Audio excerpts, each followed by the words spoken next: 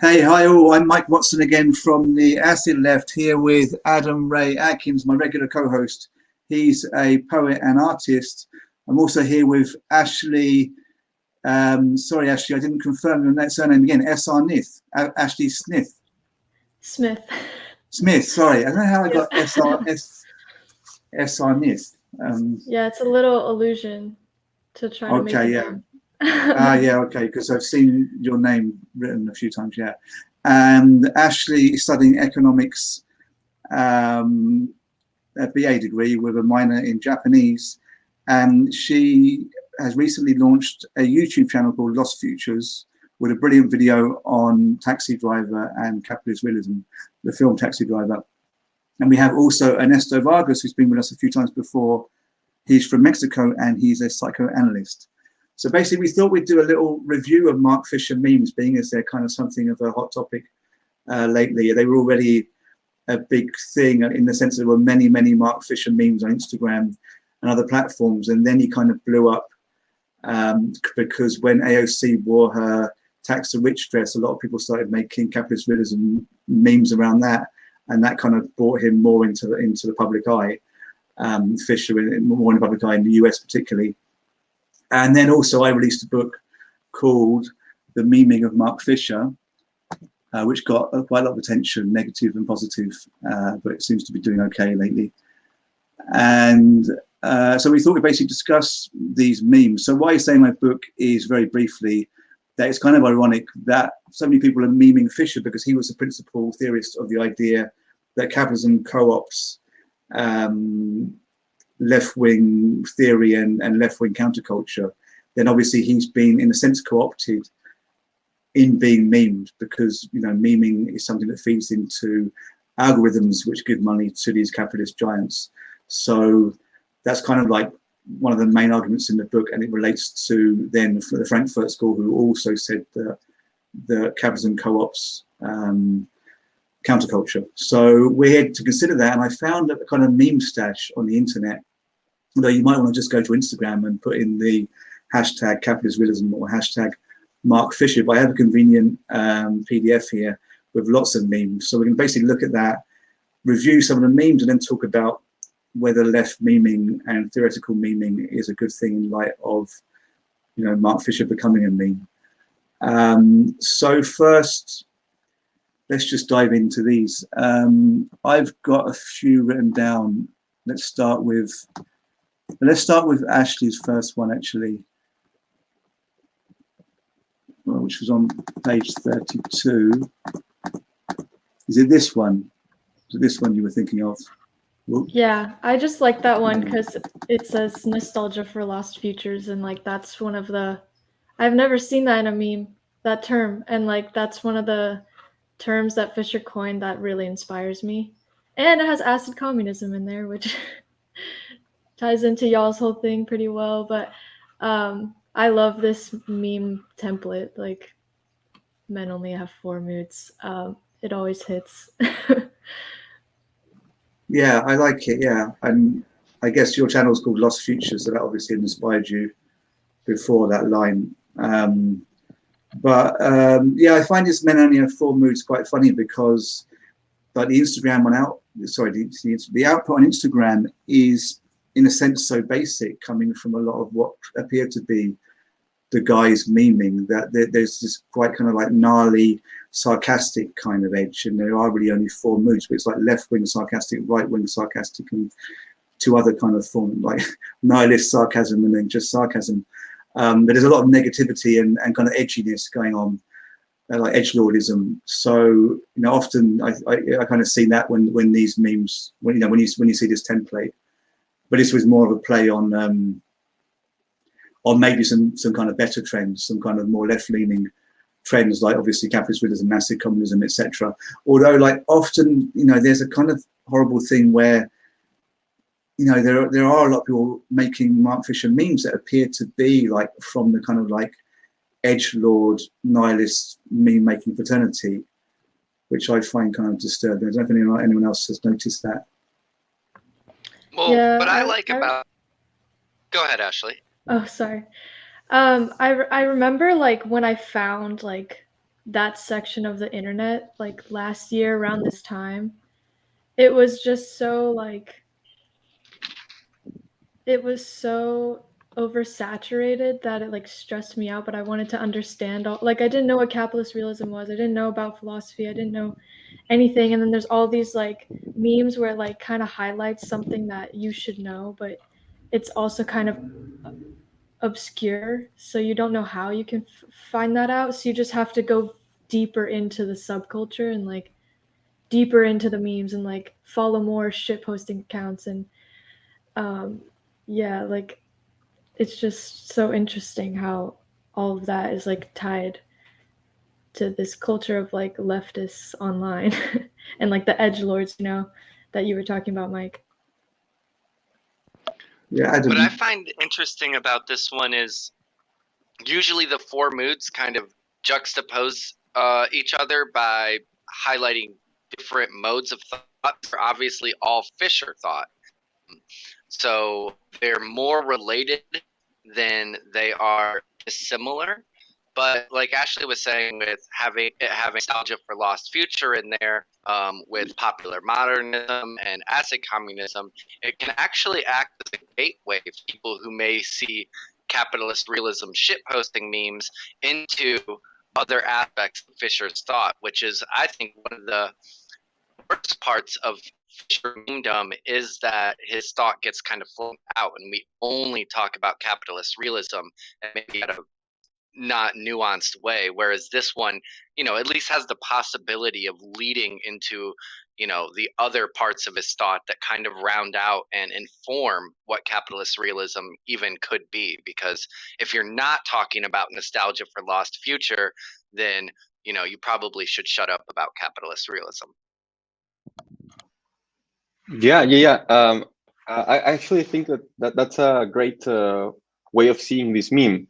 If you look at the meme that's on the very next page, I think you have a great contrast, because it's the same format. It's also a four moods. Yeah, exactly. It's also a four moods meme, but this one, it doesn't have, I guess, the nuance, right? I mean, gains, solitude, pain. That's just like the generic meme, right?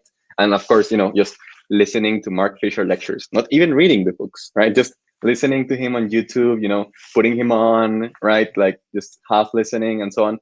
And Mike, I don't know if you can tell us a little bit more about this. I was picking up your book, and you make this distinction, right? Following the critical theory line of memes that kind of feed into identity politics and slow memes, right?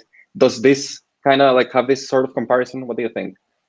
Well, yeah, there I think I'm saying I'm talking a little bit about the tendency in society in general to categorize stuff and to try and fit stuff into neat little boxes. What Adorno would call identity thinking, and there is a kind of weird crossover between Adorno's identity thinking, where he says that the kind of principal fault in human thinking and human politics is precisely that we tend to try and to measure things and rationalize them, or over rationalize them.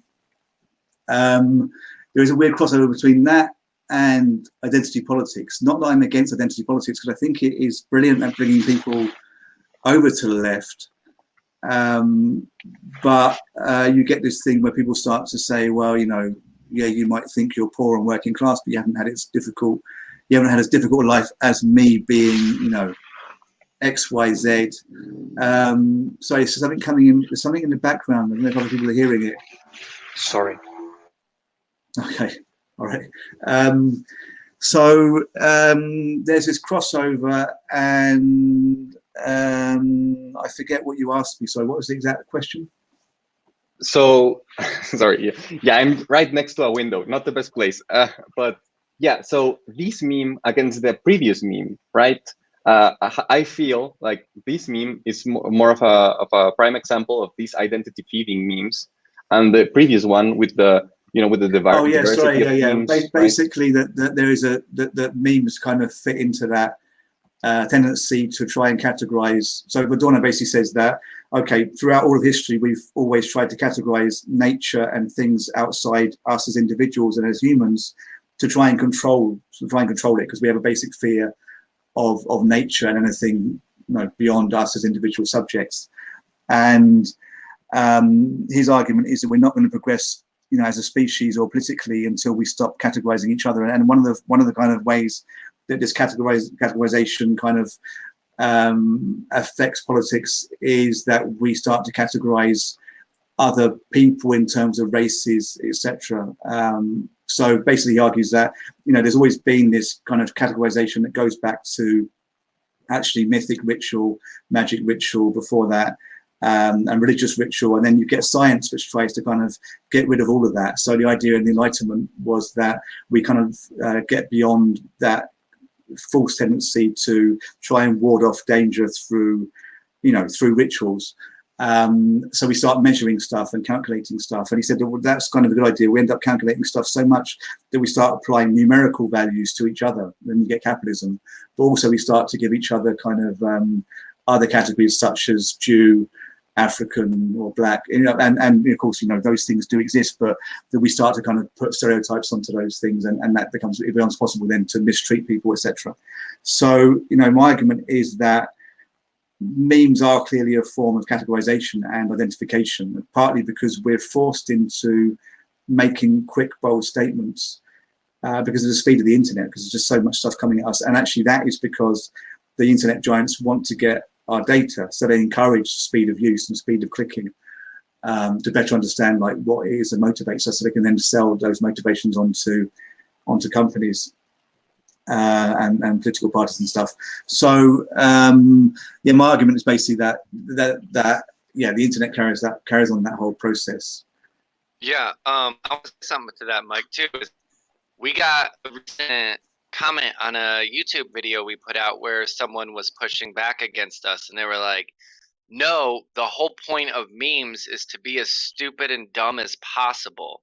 And, you know, I think that's like what you're pushing back against too, is like, and in a point, it's like, yeah, that's the point of getting, you know, algorithm attention, but that's not what the point of a meme is. They literally, you know, that's the argument, is that memes should be dumb, and not like irreverent or abstract or weird, but literally dumb to make you like laugh or to push a button and stuff like that. Yeah, but I can appreciate that totally. But anyone who thinks that we're against that doesn't really understand, hasn't really watched much of our stuff or like seen our memes, I guess.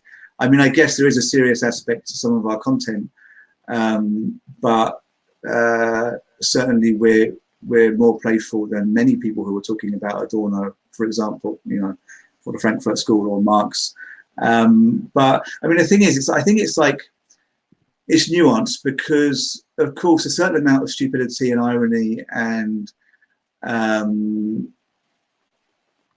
suppose even sarcasm is good for trying to overturn the status quo. But, you know, if you just embrace stupidity and irony to such a level that you can't actually formulate a steady kind of political theory or ethos or political tactics in terms of, you know, campaigning or trying to change things as activists, if you can't do those things, then you're basically fucked. And I think some people are just like so deeply cynical about the world that they almost fear developing any kind of coherent plan. And, you know, you get a lot of that in the meme sphere. I think, you know, there are a lot of people that basically they hate positivity because they think I think basically people suspect that everything's going to fuck up anyway eventually. And I kind of do as well. But I think then if you look at Walter Benjamin, Theodore Adorno, arguably Nietzsche, I would say maybe Marx, certainly Adorno, Benjamin, and Fischer, then you see people who would totally believe that everything's fucked, but they still like try anyway. And I think like that's far more valuable. What else are we going to do? We're only here once, so what you're going to like fear that like there's some kind of like somebody in the sky with a notebook taking notes and going, oh, look at that idiot Adam. He really thinks that there's a possibility of a better way of life. You know, it's like, you know, surely there can't be any kind of benefit from like acting, just embracing the nihilism, embracing the abyss. So I don't know how I came that far from what you said, but yeah, I think people, you know, there is this thing of like jokes upon jokes because no one wants to take a stance, because stances are seen as stupid these days and naive. But I think stances are actually quite cool, just purely because of the amount, because of the odds stacked against us. So the real rebels are the ones that will take a stance and say like, yeah, I believe it can be better, like Sanders, Corbyn. I'm sure we can think of better examples than Sanders and Corbyn actually, but just two examples. I really like what you just said, because in the beginning of this PDF, it kind of talks about like the rise of like infographics following like the summer of 2020, and just like oversimplifying like complex issues and telling you that you're canceled or like you're wrong for thinking something. And that's sort of like the stance that you're talking about, but to an extreme where it just becomes a little bit cringe. Like infographics are annoying at this point. Like if I see one, I unfollow whatever account posted it. And memes are like an objection to that, because they're not like, they're simple, but they're not like, you know, they're not trying to have like, I think the best memes don't like put a value judgment on something. Like they're equal parts like dumb and stupid, like Adam was talking about, but also, you know, having like a little bit of intellectual, like, I don't know, inquiry behind it, like kind of synthesizing both things. Yeah, well, I think so. I think what it is that there's a difference between making a funny joke about Adorno that, like, you know, takes his thought into consideration, and then, or versus putting a picture of Adorno with, her jazz shit in my pants. You know, like, there's a difference there, that takes the work of the person actually into account versus really just being a shit post meant for but engagement. I think, yeah, the making things just for engagement is where things can really get off the rails. Yeah, let's go to a new meme. I guess this one marks me as a I guess a 13-year-old or a novice Fisher fan, because I don't know the other album. I feel ashamed. No, me too. I was literally gonna make that point, because when I started reading Capitalist Realism and you started talking about Burial, I was like, what is this? And then I looked it up, and the music is so good. Like it's so interesting, and it's nice to just put on in the background if like you're studying or something. But I would argue that makes you more of a Mark Fisher fan, you know, if you're like really like trying to get into his mind and like understand all the things that he liked to critique. I think that actually makes you more of a, like, less of a surface level reader, if you start to engage with the media that he's critiquing, you know. Yeah, I don't know this other band or whatever it is. We did read Ghost of My Life here on the Acid Left. I think me, Ernesto, and Adam were all there, and maybe it came into there at some point. But I tend to like, I don't know if it's the same as what Ashley said or the opposite, but I tend to get into like what he's saying, like the content of what he's saying, rather than the specific examples. Like I think the examples are great. So like he turned me on to some stuff I'd never seen before, like the TV series Sapphire and Steel, this really bizarre 70s UK TV series, which has just amazed me that it could even exist, because it's so kind of slightly disturbing. But yeah, a lot of stuff I didn't really like know what he was talking about. I looked it up, but it didn't really stick. But I got like what he was saying. I guess that's the thing, and like, I mean, that's kind of, it's talked about a little bit by Adorno and people. It's like a philosophical trope or, you know, thing that keeps coming up. The universal and the particular, but you know, there's a universal as in like everything effectively, and there's particular as in like particular things, objects, people, whatever. And there's this kind of argument that you can only understand the universal via the particular, but you certainly can't understand particular, unless you kind of see it as part of the universal. But what I mean by that, taking it back to Fisher, is that, you know, he kind of talks about these very particular things that are very niche, and it could be annoying at points. I was asking when we were talking about the book, like, is he like just being a bit too cool? You know, is he like being too niche? But I think in a way it's not a bad thing, because if you don't really know what he's talking about, or you look it up, but you don't really get really into it, you still get like the universal that he's pointing to through the particular references. Yeah, which I think, but that's something that, sorry, I thought something else. But that's something that well, it is lost a bit on some people in the meme community that just kind of rip people to pieces for not knowing, you know, very specific things, which is kind of what this meme does in a way. Yeah, there's actually another meme which has like a list of like 10 or 12 or 20 artists that Fisher reviews. And I mean, Fisher was a reviewer, right? That's what he blogged about also. So it makes sense that he would get into this. And like you said, my impression was very similar.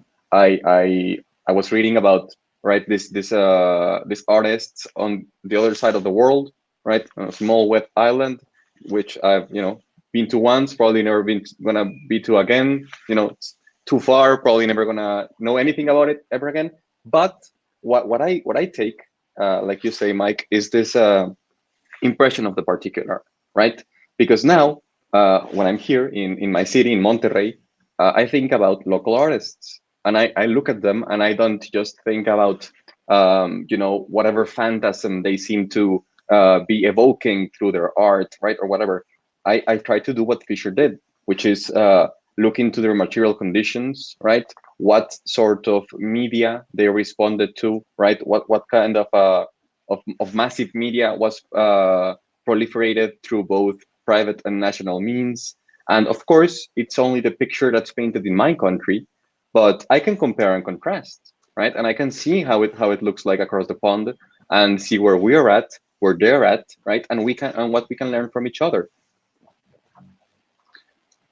That is true, yeah. Well, it just occurred to me how annoying that can be, that so many cultural references globally are to Britain and British culture. I mean, obviously to America as well, but it has got like a population, I guess, like 5 or 6 times bigger than Britain's. But yeah, I mean, that's kind of interesting that you put it that way, for sure. And certainly there needs to be like a Spanish language Fisher. I mean, there are some really great Spanish theorists that just aren't known. Spanish language theorists that just aren't known in the UK. I mean, in the West, you know. Yeah, we usually talk about, you know, translations of theorists, and right now, oh yeah, that's one of my good memes, right? And actually, I wanted to pair this one with the next one. It's the same meme again, just like slightly flipped. And, you know, this one says capitalist realism is not therapy, get help. And then the next one is about K-punk, right? And it says also that, you know, K-punk is not therapy, but it also says that therapy sucks, you neoliberal cuck, it says at the bottom, right? And okay. Yeah, and I thought, you know, both of these memes kind of play a little bit with both the fact that, you know, just reading something isn't reflection. And then I liked this one because, you know, therapy isn't reflection like itself. You know, you also make that distinction, Mike, in your book, right, about philosophical reflection in general. But what I've seen, and, you know, another meme that I picked kind of follows the same line, it's that therapy, right, isn't actually leading people to understanding their material conditions, but, you know, just it's just more so a reinforcement of popular culture. And, you know, we are all complicit in this, right? When we give advice, we usually say what we think we need to hear and not what the other person actually needs to think, and we get trapped a little bit in that. So personally, I usually don't advocate for therapy. I advocate, obviously, for analysis, right? And the reason I do that, the distinction in particular, is that a psychotherapist will tell you what to do. Like they will mold you to a certain standard, and that standard will be productive, right? Probably less suicidal than, you know, before and whatever. But it's not an actual like radical subjectivity, but rather I think Lacan himself calls therapy orthopedics for the soul, right? And as this meme says, therapy sucks. Well, yeah, I mean, I think, I don't know, we have 4 people here that all probably have publicly talked about some kind of mental illness. So that's kind of interesting. We could turn it into a different kind of topic completely, but to keep it brief, I mean, I've been to therapists who have just told me really obvious stuff. And you just think, like, do they have like a simple book with charts in at the beginning that kind of like says, like, if he says this, then do this. If he says this, then say this. But the thing is, I did think, well, this person like seems like they're still training or something, even if I knew they were like qualified and I knew they were competent, but it's like thinking they don't really know what to say to me. But I remember humoring them quite a bit, thinking, right, now they're going to say this and this, and then they basically say that. But the thing is, I liked going through it because, like, whilst they were telling me what I already knew, having someone else say it did kind of help to some degree. Analysis I went to very briefly, so I don't think we can really call it analysis. I didn't do it long enough for it to be analysis. Like in my 20s, I went to this Lacanian analyst. It was good, but I just didn't want to go through the whole thing at that point. So it helped on a similar level, that it's just like having someone reflect back at me helped. But I know that isn't what you're saying. You're going to something much deeper. But what I do think is that, on that level, that even going to this kind of really kind of not very fulfilling therapeutic, therapist experience, like the state therapy system, like the national health system, it is, yeah, I mean, it's not brilliant, but it's something. And then one thing that worries me about the meme fraternity and the people getting into Fisher is they're like, we've been through this as well, and we talked about, I think maybe it was capitalist realism.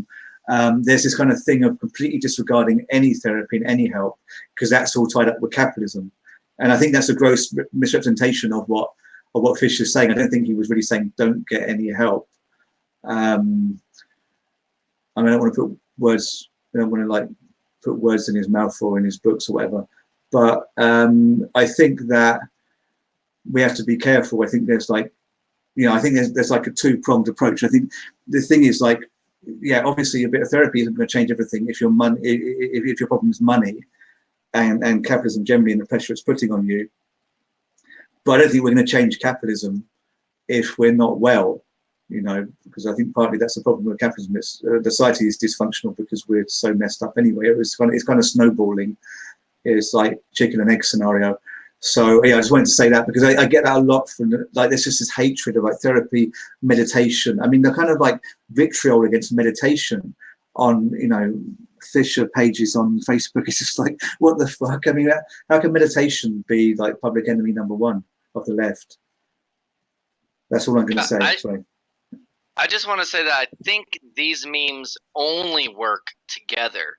And I guess that's what you were both just saying, really, is that, yeah, without each other, they both are terrible memes because they miss a huge thing. Like, yeah, reading capitalist realism is not going to solve your depression. But at the same time, denying therapy of any kind is not going to help you. There is both the real mental state that people find themselves in and the material conditions that contribute to that state, if not directly cause it, at least are part of the contributing factors. And without each of that, you have to take dialectically, you are going to miss a huge thing. So I imagine if I saw either of these memes in the wild without the other one with it, I would roll my eyes at them. But together, they form something that actually operates as, kind of an educational and interesting thought. But I don't know if they're actually produced together or if they just happen to be grouped together for this juxtaposition. And I guess also I want to, Ernesto, you kind of reminded me of that Woody Allen joke where someone asks him if he's in therapy and he says, yeah, my analysis is a strict Freudian, so I'll be cured by the time that I'm dead. Yeah, yeah. Just to clarify, I do want to point out that I'm, making a Hegelian argument here in the sense that therapy has to be overcome, right? Not avoided, but rather surpassed, right? I definitely think personally that everyone should go to therapy and they should experience it. They should face its contradictions and overcome it. But I definitely don't think that people shouldn't go to therapy. They should go and then stop going and go to analysis later, and then stop going to analysis and just live life, right? I kind of Frederick Jameson's argument for a state-run therapy that intervenes in all of society as like the ultimate I think state power. run is a good thing. Just to clarify, because I talked about state therapy earlier, but I just meant that, I mean, often the very best in your locality is private and not what the state gives you. I mean, the state, tend to give you like a cheaper kind of version naturally. But that is capitalism. That's really the problem. Not that the state gives stuff, because that's good. But yeah, this one was Ernesto as well. Yeah, I picked this one. Yeah, to be brief, because I like how video games give you this. It's like dreaming awake, right? It's like daydreaming, and I like that this one, as a video game, has the subtitle of the alternative, right? Again, video games are of course no solution, but they are a way of dreaming, right? They are a way of living through lost futures, and I think Benjamin himself says that we have to dream towards the future. That's it. I was muted. Yeah, Benjamin says that. Yeah, and then he got in trouble with Adorno for that. I covered that a bit in the book. That Benjamin somewhere in the Arcades project, the big kind of work he hadn't finished when he died, which is mostly kind of notes about the Paris arcades and Paris in the industrial era, and a few kind of theorists and poets relevant to the industrialization of Paris and capitalism in Paris and so on. But he says that we need to dream of future roughly. But then Adorno kind of berates him. There's a letter exchange between them. Adorno actually was his paymaster. Adorno and Horkheimer secured funds from the Institute for Social Research, which is basically the Frankfurt School, as we often call it. And they were sending funds from the US whilst they were in exile from Nazi Germany. And Benjamin was in France. And Benjamin was taking this stipend, but he had to then discuss his work with Adorno and Horkheimer. So Adorno basically said, look, we don't dream futures, or one doesn't dream a future. It has to come from a material situation. Your thesis that we can dream a better future is insufficiently Marxist, basically, insufficiently materialist. And now I'm getting far from this meme, but that actually is a whole different kind of thing there, which I go through in the book. I won't go into now, but actually it was unfair on Benjamin, that Benjamin was really kind of saying that we dream a future, but we dream a future taking inspiration from the accumulated materials of capitalism as we see them in architecture or commodities, etc., and somehow seizing on those and making new constellations. Making constellations of different kind of capitalist objects. We can kind of reorder things, and that's the dream of a new future. So it does have a kind of materialist root, in a sense, in capitalist objects that we need to better understand, so we can reconfigure them and therefore society. But yeah, I mean, that is in a sense also be the alternative. That we need to be the alternative, and I think that memes and meme culture, even if they're pretty, the meme culture is pretty horrid in many ways. And I say that as somebody quite embedded in it. Even I think meme culture offers something. And I would say that this is kind of a Benjaminian concept, is that what we can do is to look at the memes and try and draw constellations of memes, try and put the different memes together, different internet experiences together, and by putting them together, try and understand what do we have here. We can't look at them in isolation, but looking at them as groups, and not just Fisher memes, but also maybe right-wing memes, and maybe Kardashian selfies or whatever, and look at them. You can try and kind of construe a history of capitalism and of the media and try and understand how it is we got here today, and then try and make an alternative. But I don't think we can be the alternative without somehow understanding history. And I suggest that's one way we can understand it, by putting together our internet experiences and trying to deduce from them what capitalism is. That makes me think of the possibility, this meme kind of makes me think of the possibility of actually creating a video game, or even a simulation where you I don't know, simulate accelerationism and what would happen to capitalism under those conditions, and or input all of the meme history and regular history, and actually simulate what a release from capitalism would actually look like. Because I don't know, that kind of technology is just so powerful, but I don't think anyone's doing that. But I certainly don't have the ability to do that, but it would be cool. Yeah, it could be possible. I really like this one. I like it the more and more I think about it. So I'll say my first impressions, I laughed a little bit, and then I thought about the way that the cover of Capitalist Realism has been memeified, where you see anytime there's a black and white with a red square, red rectangle, that becomes incorporated into oh, we can make that red thing capitalist realism. So that's what I initially thought of when I saw this. But I like it because of, as y'all were pointing out, the alternative. So it's you're actually playing the game. That's the point, is to break capitalist realism. Capitalist realism is clearly the enemy in this game. But also I can imagine a 12-year-old scrolling on social media, seeing this and oh, what's this game? And Googling capitalist realism. And, sure, they wouldn't probably be able to understand the nuances of the book, but that could actually turn something in their brain.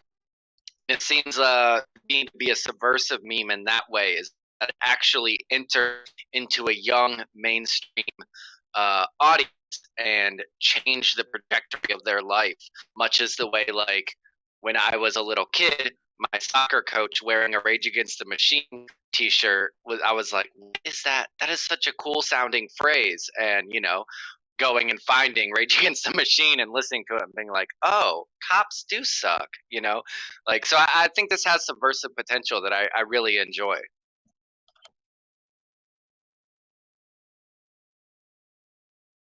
Yeah, I'm just going to move on to the next one, which is the fish of bed meme. It's a variant on the fish of bed meme. Okay, so there's basically a fish of bed meme. The original fish of bed meme was just, actually I'm confused a bit as to what the original was, but in any case, the original fish of bed meme didn't have we are fucking on the fish of bed tonight. It just had the fish of bed. So they like the photo here beneath this text, well, I think was the first fish of bed meme, maybe. And then you got into actually what's on the next page, I think. I can't remember now. Yeah, it developed into this. Okay, we fucking on the fish of bed. And it's actually, yeah, it's the, they put the twice. But that actually derives from a we fucking on X bed tonight meme that was just generally going around. And it was things like Minecraft. So it'd be we're fucking on the Minecraft bed, because people actually have things like Minecraft bed sheets. And yeah, it just became that. But it became that via it's just this bed with somebody who I think did they actually get a bedspread, or is this one of the CGI? Anyway, I don't know. It's too confusing. There's so many people making claim to this fish of bed at the moment. I got in a bit of trouble with people for making, well, me and Adam made a video about it, and some people were saying, oh, why wasn't I credited? But it's highly confusing. And I find it a bit kind of weird trying to work out whether meme producers want to be credited or not. Because I would take it that I personally don't care if I'm credited or not for my memes. I kind of think once you put them out there, you're kind of inviting them to be spread around. But I think there's people who kind of, this is kind of one of the bad faith things happening in meme communities. There's people who are kind of like, they do it that way, then when they want to like make a fuss, then they go, hey, you've stolen my meme. And I don't know, maybe there's a way of getting around this. Maybe there's like, we should have Creative Commons. So if you're like somebody who doesn't want your meme just basically used, you can just like in your meme post, put a Creative Commons logo and you describe like how you want it to be used. Like you can share it, but please credit me or something like that, or share it, but don't change it. That is possible. I mean, that would be like the fairest way of doing it if you are going to get shitty about people using your memes. Yeah. I think, to me, when I think of, not to get away from the meme itself, but when I think of like meme sharing and crediting and stuff like that, it's all so dependent. Like, so no offense, if I were to make a meme and I sent it to Ashley and she has, 10,000 more followers than me, and then she just reposts it without crediting me, I would feel a little bit like, oh wow, that was kind of weird. Why would you do that? If you just encounter something and you repost it, then that is memes. Like, yeah, that's the sharing of cultural. Yeah, I mean, I think it's a tricky one. I think the thing is, yeah, I mean, if somebody like accidentally didn't credit me, I probably wouldn't want to make a big deal because I think it would seem weird and out of place. But if they did credit me, I'd be kind of pleased. But then you get to the thing where it feels kind of cringe to complain about people not crediting you, and I personally don't mind an awful lot. But it's different if someone like took a whole YouTube video. That's a different thing. I think there are levels. So there's a certain point at which I might complain, and actually, as it happens, I mean, there's a whole context around this PDF we're sharing that I wasn't going to go into. I'm not going to go into in any depth, but somebody basically took the title of my book and used it for this book of Mark Fisher memes that we're actually drawing from now, we're actually using now. And that kind of, I did feel a bit like unusual, to be honest. I wasn't upset, but, a certain level at which I guess we all get kind of a little bit, you can get a little bit annoyed about somebody taking your stuff, or you feel like, it's not really annoyed, but like, it's that thing of like someone copying you. Anyone who had siblings or cousins or like friends when they were young who would like copy you, it's one of the most frustrating things. Like, they copy what you say and they keep doing it. And eventually you're just like, you get really vexed. So I think like this whole thing of being an individual, it's like, being humans, whether we, I'm not an individualist, but being individual human subjects, you want to feel like you are the original and only one. And maybe you don't think you want to feel that, but when someone starts copying you, you do get kind of vexed sometimes. So I think on that very base psychological level, you can kind of get disturbed when you see someone else put your idea out there, maybe. But otherwise, I don't really have any problems with it. I actually think, if someone does that, then your idea is just spreading further. So that's a good thing. Yeah, I think I guess double down almost on what I said before. It's just about intentionality. If the person doing something, sharing the meme, seems like they're trying to rip you off purposefully, then it becomes more questionable. But I do have to say, even though this PDF took your title, it took some of our memes. I think it has 2 memes that you produced and 2 memes that I produced within it. So that's another irony. But I guess that we're probably the most responsible for it of anyone. But that's the funny thing. I don't know if they know that our memes are in it, but they may do. But yeah, this actual meme, I think it's funny. I mean, there's this version which talks about the anti-sex beds, because apparently at some Olympics, was it the Japanese one that got held late? There were these beds that I think would collapse if you tried having sex on them or something. I think maybe to try and stop the spread of COVID or something. And then, of course, there's a Fisher bed. So, that might be off-putting, the capitalist realism cover there if you were going to, try and have sex on it. Go on. Oh, that's the thing that bothers me, though, about the bed trend, is that this implication that someone that would read Fisher is undesirable, or that they're that they have this incel energy, which I find to really be, I don't know, just completely untrue. I mean, I'm married. you just had a baby. Fisher was married, had children. You know, it's like I don't know why this need to put this. Like if someone brought me home and they had a Fisher bed, we would definitely be fucking on it. You know, like I think that's awesome. Like if I don't know. I don't know. Personally, I don't know, because I don't like thinking about like politics in bed.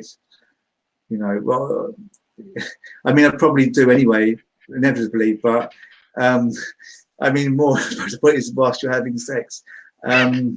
just I think might about find it like consequences too make you much last longer. too much close to work. I don't know, but yeah, I mean, yeah, this being the original. I mean, I suppose that, or not the original, but one of the like first formats. But this, I suppose this is funny because like I don't know. Well, it's funny in a cringe way because it's not really funny, because I don't know that Fisher would have taken it very well, or just something just weird, because he was like obviously a quite shy and, you know, timid guy, that I don't think he was like giving off sex vibes really, or maybe to some people. I mean, I can't possibly speak for everyone, but just in the whole thing of like Fisher memes and the way sometimes it feels like it cheapens his thought, and certainly some people really feel it does. I don't feel it does. I think that there's a certain degree of like the memes pushing Mark Fisher's thought, and people are getting into Fisher through the memes. But I think there's certainly a fraternity that get very annoyed about Mark Fisher memes, and they got very annoyed at me for making a book called The Memeing of Mark Fisher. I got like 400, no, maybe it wasn't, like 200 reposts, angry reposts of my book cover when Zero first put it up. And then like someone else put up from Repeated Books, and then they like really slagged it off, saying horrible things, like saying, "No, this is the depths to which Zero Books have like descended, that they would have a book like this, you know, about Mark Fisher and memes," which is kind of a ridiculous statement. But it got reposted like hundreds and hundreds of times and liked like 1,000 times or something. Their kind of statement slagging off my book. But you know, clearly then there are people who get really vexed by this thing of Mark Fisher memes. And there's something a little bit about it being Zero Books because Mark Fisher went to Repeated Books, and they, you know, this is kind of rivalry. But you know, there is certainly that, you know, you can see why it is, because there is a certain sense in which it is kind of like limiting his thought, and it is kind of capitalism, you know, basically dumbing down his thought. And you can't deny that this is like part of the apex of that. This is like the zenith of that in a sense. But you know, I say in my book that somebody somewhere there, somebody somewhere is perhaps like, you know, sitting on their capitalist realism bedspread and thinking about revolution. And so, you know, it's perhaps no bad thing ultimately. And then the bed, as me and Adam, well, I think I've scripted it, but Adam read it brilliantly in our video that we made. Me and Adam say in this video that the capitalist realism bed, in a way, isn't really a bed. Like, there's a whole thing of we fucking on the Fisher bed. Well, okay, you could do that, but to me, it's more of a location, and you might be fucking on it, but you might be like gathering on it as a group and like doing a group reading or something. There's also possible. So for me, it's like it's a space over which we all coalesce, and it represents, like, you know, the online left and the way it helps people to come together. Yeah. I was actually gonna say exactly that. That I like, because the other one about the anti-sex bed, I mean, I think it kind of misses the point. A lot of people are honestly deeply depressed because of their relationship to capitalism, and that has led to, you know, unfulfilling relationships, right? They can't seem to get anybody, right? Like, they can't seem to connect with anybody, right? And, you know, like Benjamin says, what they actually end up frequenting are just prostitutes, right? So, but anyway, moving on from that, I like the idea of a you know, a sort of a subjective frenzy, right? And, you know, the idea of fucking on the Fisher bed tonight, that seems to follow on that, right? Like, we're gonna celebrate, right, on this location, on this temple, right, a sort of a Dionysian frenzy of anti-capitalism, whatever that means. I agree, yeah, and that could be so many things. So I think it's important to the movement that not everything has to be an orgy or a psychedelic concert where we're all dropping acid. There are other possibilities, because otherwise we lose like a large part of the public if we insist on, you know, orgies and acid and stuff all the time. Okay, this one was, I think Ashley chose this one. Yeah, I just think this is such an interesting point. Like, it's literally available online for free. All you have to do is type in capitalist realism file type PDF. And there's a free audiobook too, and like people aren't reading it, and it takes like 2 hours to listen to the audiobook. Like there really is just no excuse. And it has some of the most simple to understand, like for me personally, like I always felt, so I started getting into philosophy like maybe my sophomore year of college. I'm a senior now, and I like found out about Zizek and like started trying to read that, but like it's very hard if you don't have any previous like, experience reading philosophy or like critiques of any kind. And I still don't feel like, I have a lot of knowledge about, Marx and um, Jameson, all these people, Adorno even, like so I'm looking forward to like reading the rest of Mike's book. But um, you know, capitalist realism was like so refreshing to me because I'd struggled, and it was a very easy and enjoyable read. And like I've actually read it a couple times and like listened to the audiobook on road trips and stuff, like just to get a refresher, because like even when you like reread it or re-listen to it, like just some of the things he says are just like they literally make me go like he just gets it, and he made it so simple and like easy to understand. And that's why I love Mark Fisher. Like one of, he's one of the most inspiring people to me, and it's so sad that he's gone. But I think he's really like it's like capitalism is like the gateway drug to like harder things or more difficult things to read and understand. So that's why I really resonated with this one. I think so. Yeah, I think it's important in that respect because you just can't expect everyone to dive into Marx's Capital or Adorno, or something like that. And obviously, I didn't, and no one really does like dive in there. I mean, I think Ernesto read Capital, haven't you? You've read because you did the Capitalist Reading Group, but you read it pretty young. I finished Capital Volume 1 last year, and I'm happy I did. But I'm like, old by comparison to many people in the online left fraternity community. But yeah, I mean, one needs like something to kind of open everything up, And this is a good one too, because it is literally pointing out, like Ashley said, that no, it's not just a mimetic thing. You can read the book, and it's encouraging you to. There is no meme. It's an interesting phrase. It's kind of pushing back against its own memification.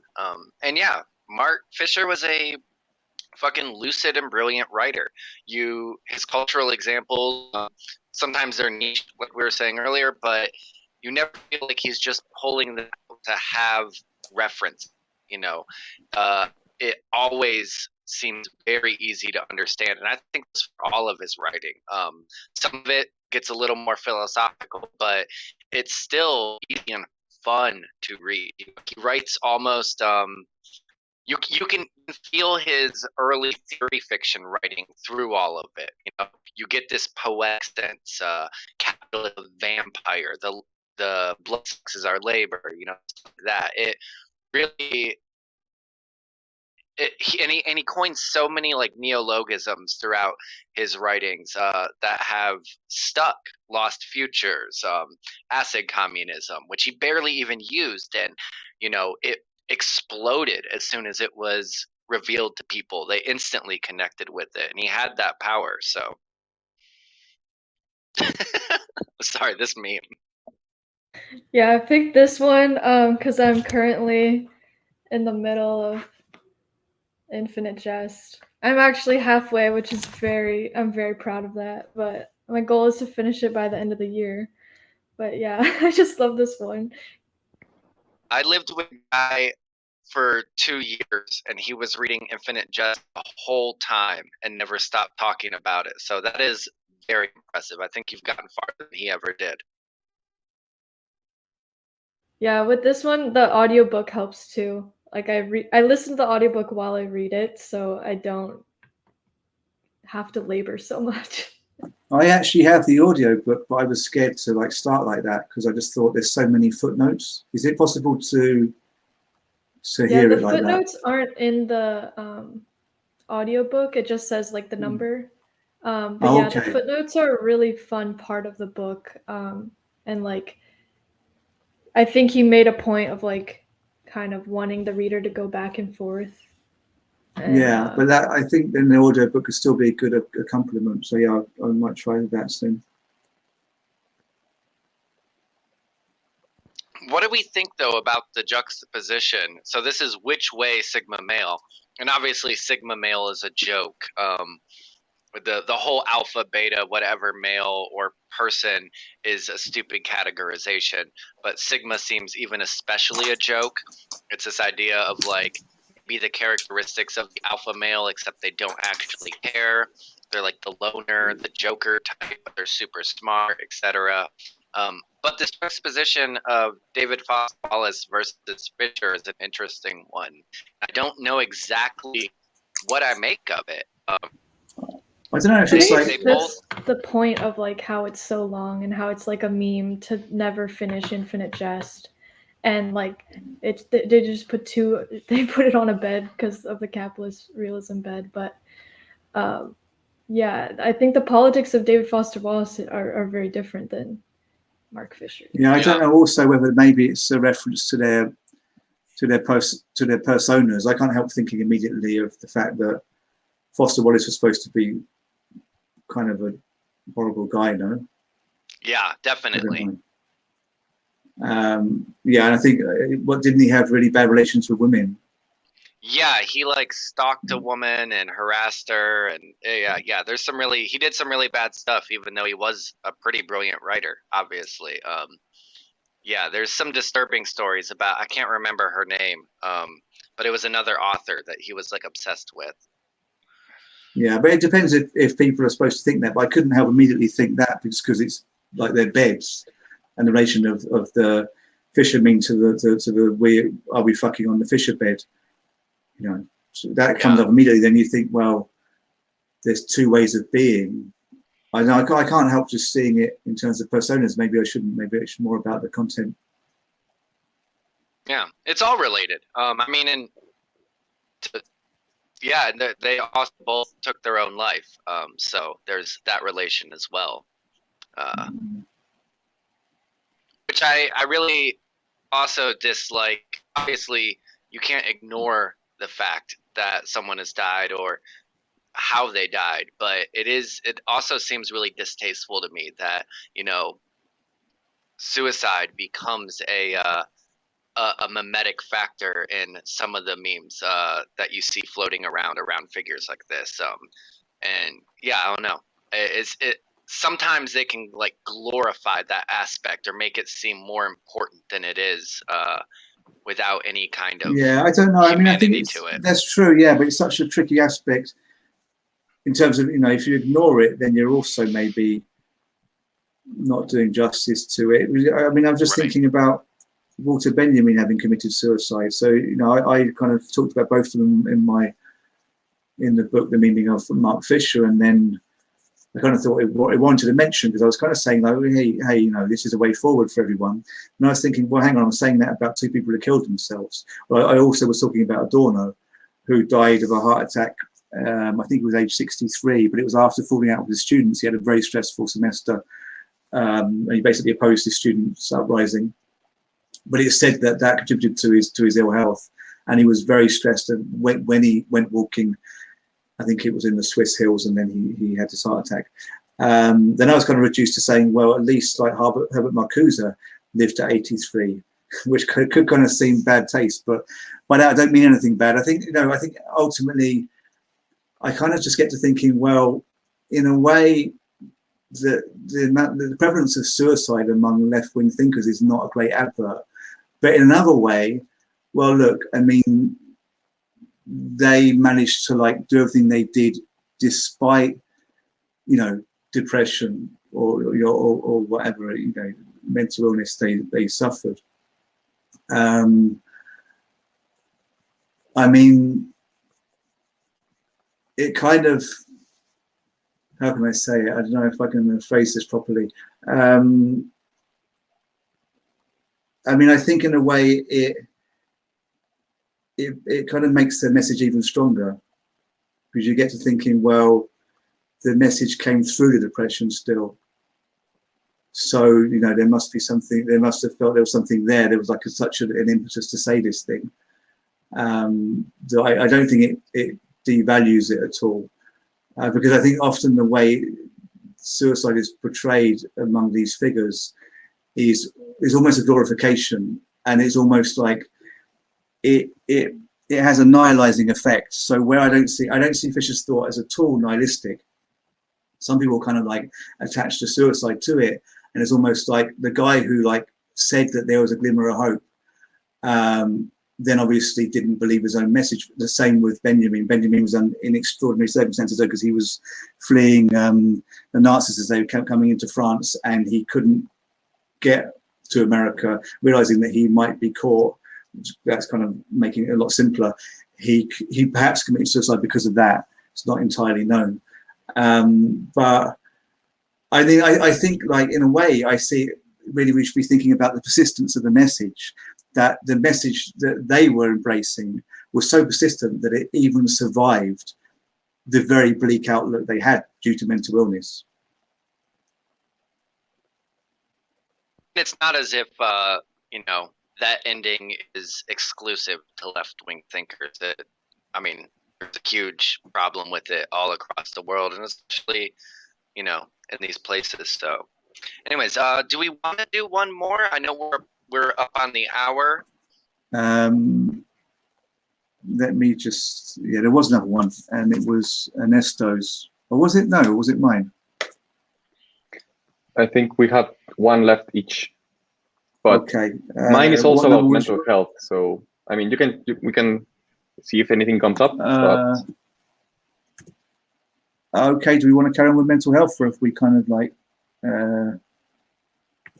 What's the other one? Okay. Yeah, that's the one. That's the one. That was, yeah. And this one's hilarious, obviously, because he's getting a vaccine, I'm sure. He has the tattoo. And I know the intention of this is just to like kind of subvert it, right? And have capitalist realism there.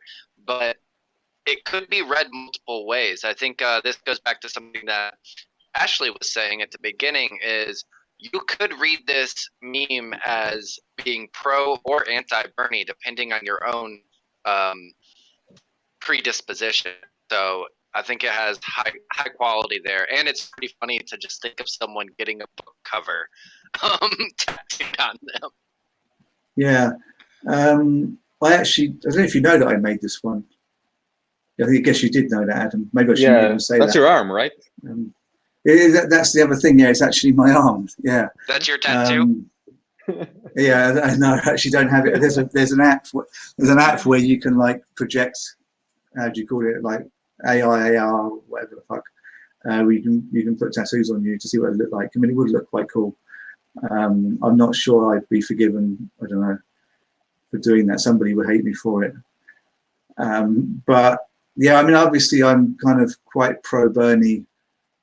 I mean, the more, having seen everything fail, you just kind of, you do think, well, maybe we need something even more extreme than Bernie. But I get this feeling that Bernie and Corbyn, you know, they are probably pretty much extremists. And you've got to think you're dealing with people that they have to tone down their message so much to get to that point in the Democrat Party, and close to being nominated, or in the UK as being leader of the opposition party.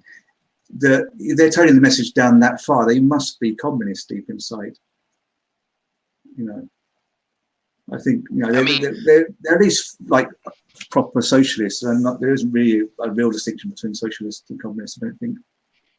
I do think maybe might be besides the point, but like if you look into Bernie's early political career, he was doing some pretty radical stuff, and I do wonder how much he's actually changed his mind over that, or if he does see it as impossible to pass that Well, kind of stuff, and maybe wants but I to think water like it down to yeah, but get one answer further. there is yeah, exactly, because I think the answer there is that if he got in power and then implemented everything he was talking about, would he stop there? I think it's unlikely.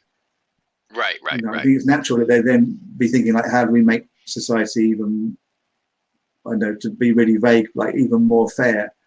So yeah, I think it's a pretty safe bet that he would push further and further left. Yeah, we would hope so. But you know, it is also at the same time, it's like, well, if Bernie passed everything and just left that, no, that would not be socialism. You know, and you do have to recognize that equally. I think it would obviously be the best presidential person we've had in the U.S. and would go to a great deal, hopefully, to change things. But it would not be socialism, even at its most radical. But because you get the argument from people, like I remember in the 2016 run talking with people, you know, at coffee shops and stuff, and they said, "Oh well, like, oh you want to vote for Bernie? Can't you just like water it down? Can't you just settle somewhere in the middle?" And I would have to say, well, no, Bernie is my settling in the middle. What do you mean? Like this, I believe in something further. I want to go beyond that. I just see this as a viable possibility of getting us beyond there. Whereas some people, they maybe wanted Bernie, but did feel he was a little too radical for them. But they thought, well, but it's better than Clinton, you know, or etc. But Yeah, I mean, yeah, I mean, I remember that whole thing of like, yeah, there were people who were saying don't vote Biden to get Trump out, and I think we got like some insults from people who thought we were like, who were calling us neolibs because we basically said get Trump out at all costs. But there were some people even who were like, you know, don't vote Sanders, he's not communist enough. You know, you get all of that stuff going on, but you're thinking, well, what do you think this freaking? What do you think it is? I mean, it's a fucking election. It's a general election in the United States. You know, it's not like a smorgasbord of, you know, your favorite political opportunities or possibilities, and you get to like pick them. It's like what it is, what you have to settle for. So I mean, surely Sanders is like, you know, I'd settle for that if I could, if I was American at all. I mean, I'm in Finland, but yeah, it makes me think of Michael Brooks' argument where he's like, you know, this is not a morality test. You're not like proving your ultimate morals here. This is a utilitarian calculation. Yeah, these systems are beyond you, like at the moment, you know. And we have to note that we're recording this a few days after Eugene Debs' death date, who was the most popular socialist candidate in America, who you know, got a pretty large number of votes while he was in prison for encouraging people not to go to World War I.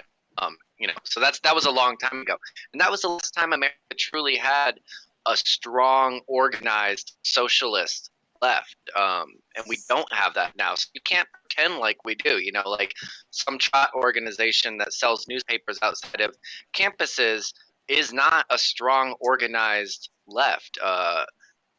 They might have some good ideas, as many people do, but when it comes to the national electoral stage, you will have to make compromises or not participate at all. Yeah, sorry to go on a rant there and hog yeah, that. no, I'll let that someone was else good. talk. No, that's fine. Anyone want to have some final words? I'm just thinking, yeah, Fisher memes. I mean, I think they're kind of good. I mean, I think the thing is, it's like what I say about the internet.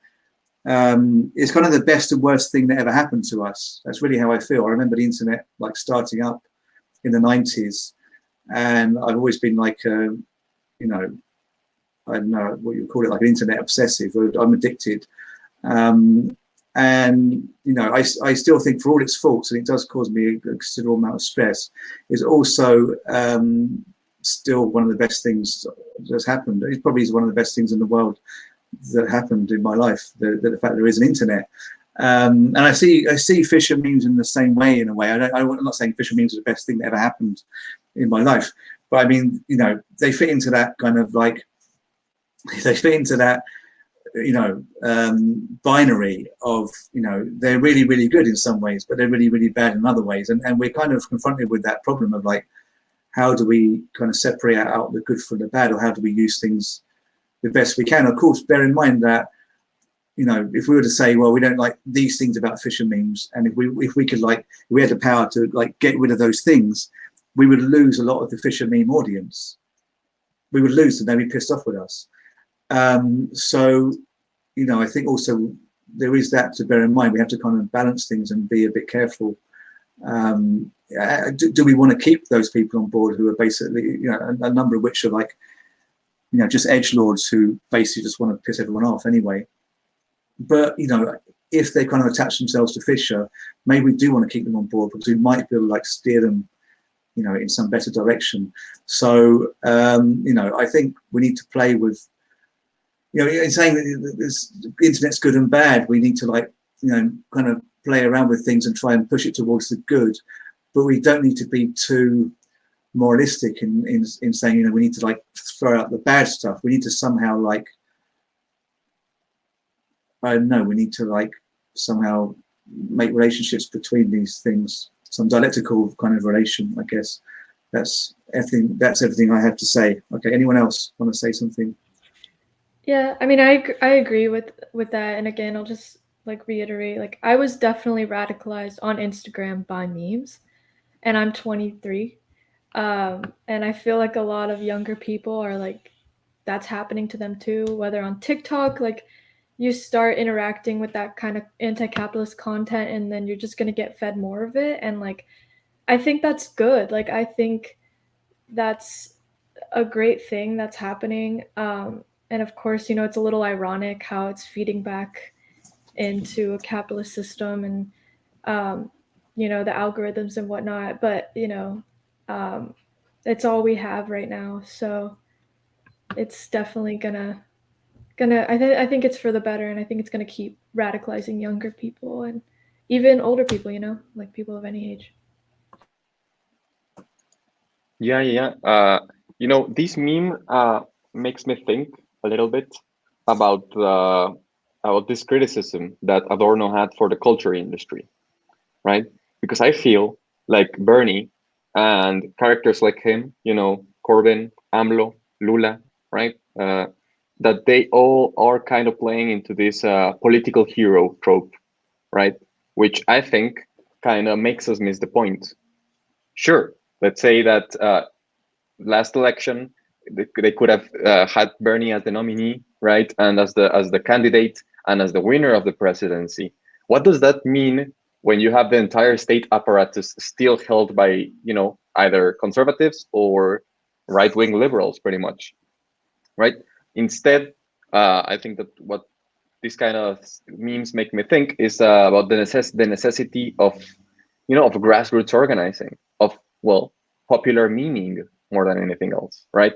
Instead of having these memes just serve as a who makes the nicest, the best, the most retweeted meme, just get into the practice of making memes, right? Not in the sense of trying to become popular or trying to form a sort of a fan base, but on reflecting and commenting, right? Kind of like essay writing. Yeah, absolutely, I Ernesto. think so. Yeah. If anyone thinks that we're overly harsh or critical of this stuff, I really do think you have to remember we are talking about this from a place of love. After all, we make memes ourselves and videos and essays. We are part of this culture that we are in dialogue with, and that's an important thing. But I think y'all said enough about all of that. I guess I just wanted to remind everyone that we'll be starting our reading groups back up soon. We'll be doing some Marcuse. We'll be doing a Zizek. Ernesto will be joining us for that, and then a whole lot more. And I hope everyone enjoys those when they come out soon. We'll be starting next month.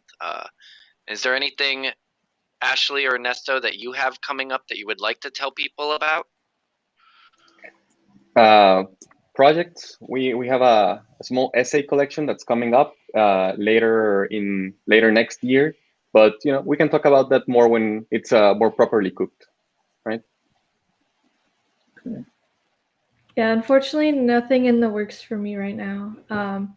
I'm really busy with school and work and stuff, but I'm hoping when I graduate, I'll have more time for video essays and whatnot. Yeah, and if anyone hasn't seen Ashley's video on capitalist realism and Taxi Driver, please check it out. She's on YouTube as Lost Futures. It's a wonderful analysis. You may have seen us talk about it if you're a patron, in our media review. But other than that, I've really enjoyed this conversation. Thank you all so much. Yeah, thank you all. Thank you for having me. Bye, y'all. Okay, it's been a pleasure. Bye-bye.